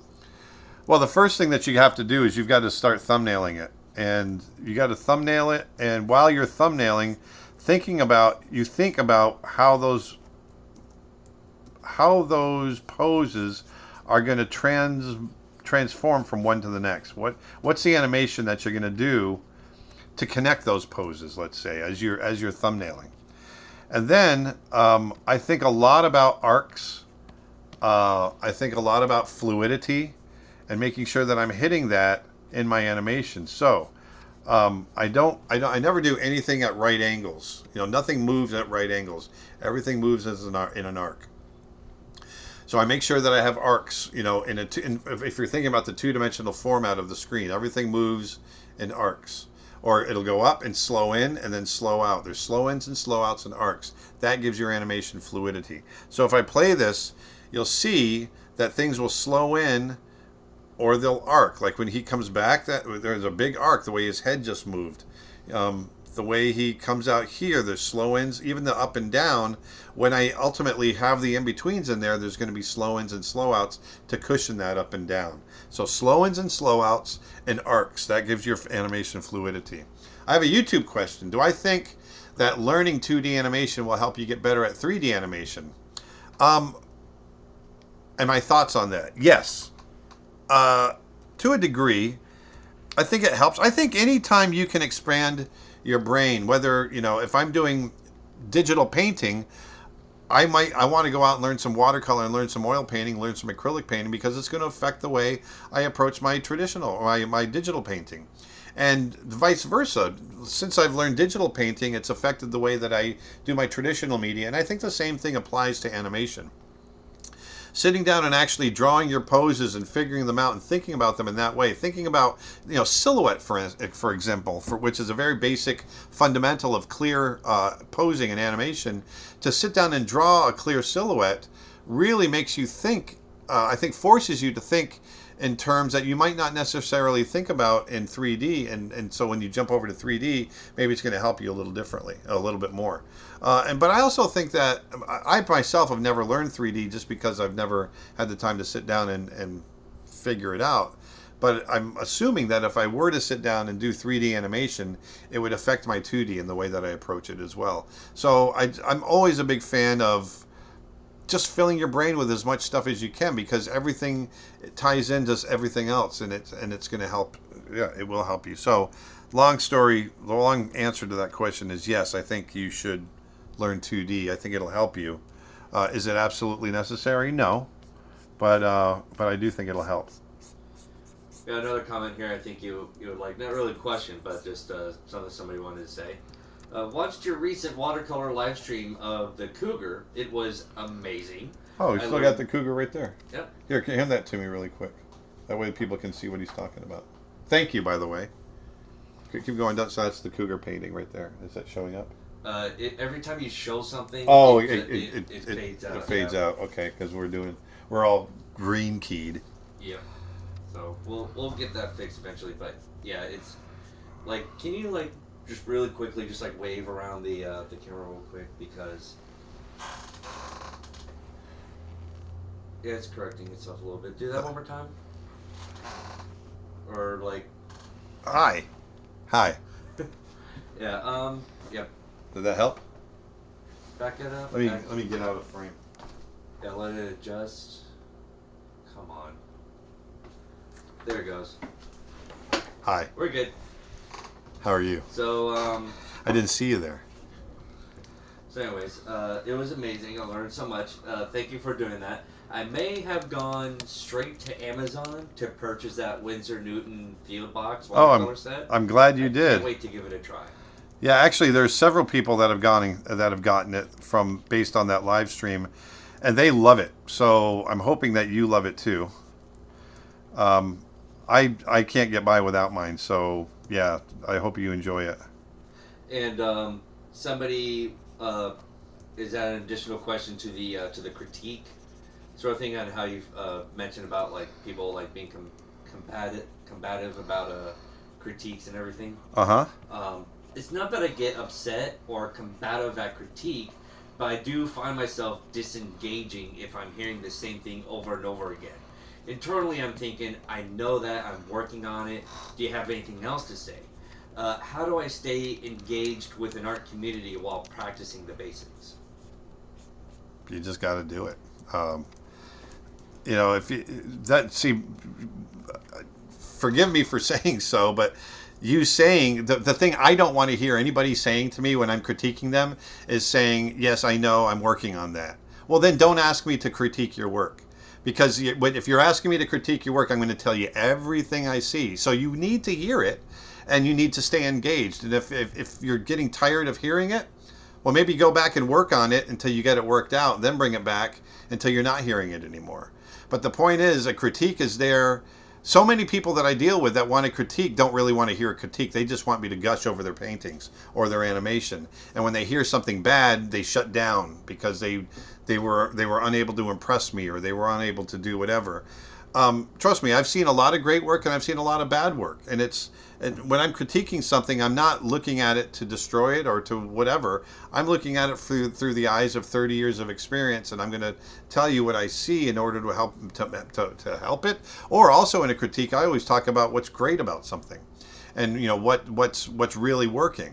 And so if you are shutting down because you're hearing the same stuff over and over, then stop asking for the critique and work on the stuff that you're hearing over and over, and then go back and get the critique. So that might help you. So there you go. And also, taking a critique in the animation is like a big thing. Like if you can't handle a critique in the business, then you won't be able to succeed in the animation or anything.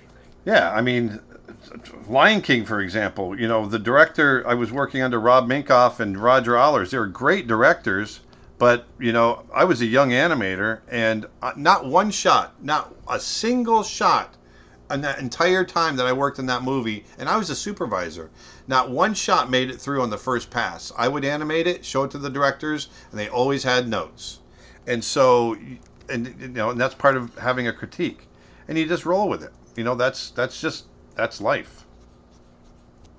And I was kind of on the same boat with the 3D depth, where like I would come up and show my shot, and what was funny about my leads was they would say, this looks amazing, this looks great, let's just do this, and then they would start critiquing it. Yeah. And so yeah, like you could soften up the official blow with that, like just say like this looks great, this looks fantastic, but however, you could improve it by doing this, you could improve it by doing that.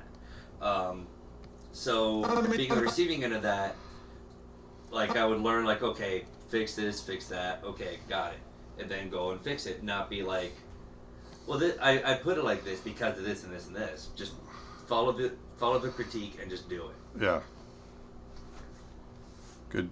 Good call.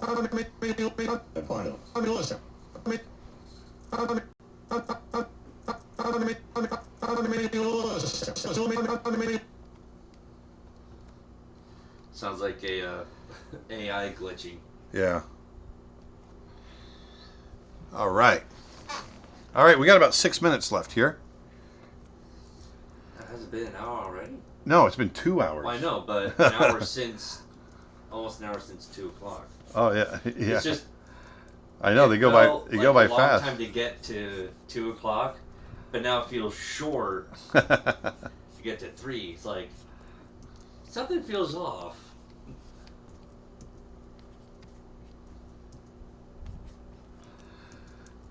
All right.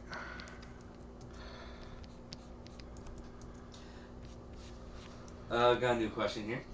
Hi, Aaron. How Hello. are you doing? I'm great, thank you. I wonder if you ever had to deal with any type of pressure at the beginning of your career. how everybody, especially family, used to see your initiative and determination to become a professional animator. Like, how did you handle that? All that pressure. There wasn't. I wouldn't call it pressure. I call it. I was determined, but that wasn't pressure though. That was me just wanting to hit certain goals in my career. So my whole family knew I was a dedicated artist, so that was never an issue. And I mean that I was support. They supported that. So everybody in my family supported that. So that wasn't. There was never an issue there. And matter of fact, they supported me working as hard as I could in order to achieve certain career goals that I was trying to hit. I wanted to be an animator, so I would stay late and work on my shots. And sometimes my family back home would, I wouldn't be home with the family, but I didn't do it too much. And then we'd make sure to go out and enjoy ourselves, at a different time when I wasn't working. Your color's going out of whack again. Is it really? Oh, because I drifted off. Yeah, you kind of went out off screen a little bit. Actually, I think you might have gone a little too close. Oh, is it back? Nope, not yet. Although I think you might need to go off screen again too. Okay, let me just refix that. So that's something we're gonna have to fix in the future because there we go. Yeah. We off? Is it adjusted? Come back. Hi. Aaron Blaise here. Still nothing. Just get out. Oh no, never mind. No, you're good. Okay, good. Yeah, we need to find the control panel for that camera. Yeah. But somebody quoted about critiquing, always the student, never the master. Exactly, and that's me too. I will never call myself a master. I will always be a student. When I get together with my friends who have been animating or drawing or painting as long, if not longer than me, we still critique each other. We still will tell each other. Alex Cooperschmidt, one of my best friends, will still tell me I'll do a drawing and he'll say, "Steif." And he always calls me Steif. Steif. That drawing, it looks like shit. Yeah, and one of the things that I always say to my friends when they're trying to figure something out or something, I always say practice makes better. I never say practice makes perfect. Because, oh, that's good. Because to me, there's no such thing as perfect. Well, because I mean, come on. We all make mistakes. And so that's why I say that. And also one of my teachers that said something that I always follow is that even masters admit that they still have something to learn. Oh, Nick is saying that it's the autofocus. I'm sorry, Dustin. Nick is saying that it's the autofocus on the camera. So we'll work on that. So actually, we'll just we'll lock it in. I think I personally think it's the color trying to correct itself. Oh, there's that. Well, there's that. All right. And also, just to remind you guys, because we're going to sign off here pretty quick, I've got a lot more animation lessons, drawing lessons, painting lessons, digital painting, how to draw animals, how to do storyboarding, character design, painting, color theory, story writing. We've got all that on my website, creatureartteacher.com. And so I really recommend going over there, checking it out. If you became a member on my website, you'll get a giant discount for TV Paint if you want to buy TV Paint. So there's a lot of cool stuff there. But I think I'm going to go ahead and sign off. Do you have any more questions at all on your end? Because I'd like to answer one or two more before we go. And then I'm going to play this a few more times.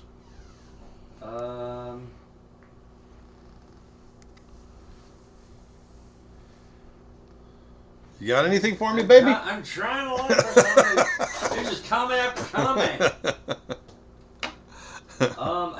I don't think we have any questions. All right. Well, I'm signing off.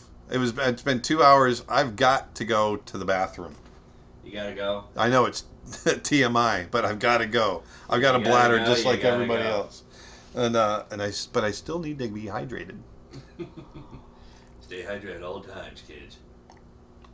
But anyway, I'm going to go ahead and play this. Let me turn the sound back on. So this is where I am now. Hopefully, come back on Thursday when I'm going to be working this again on Thursday. I'll have all the keys done, and I'll be in betweening, and you'll start to see the animation more fully. That's too loud. Let's go ahead and play it. You know, Actually, I'm going to stop, and I'm going to go like this. Now let's play it. you know, you never really can understand a person until you consider things from their point of view. I mean, listen, you gotta really climb inside their skin and, walk around in it a little bit. You know, you never really can understand a person until you consider things from their point of view. I mean, listen, you gotta really climb inside their skin and, walk around in it a little bit. One more. You know, you never really can understand a person until you consider things from their point of view. I mean, listen, you gotta really climb inside their skin and, walk around in it a little bit. Well, there you go. So that's the fun I've been having for the last few days, and I've really enjoyed talking to you guys like I always do. And we'll be getting back together again on Thursday, the same time. So come on back, and I'm going to be working on this some more, and you'll see it advance, and you'll get to see how I finish this thing out. But thanks a lot, you guys, for showing up and being a part of all this, and helping us out. And I love all that. And were you going to say something?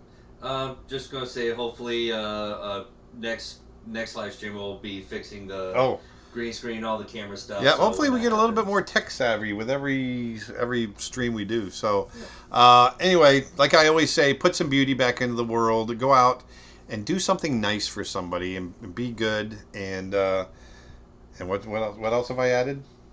Put your grocery cart away. I think I'm gonna make a T-shirt for that. Yeah. Put your grocery There's cart away. something, Nick says. I've already seen that. Oh.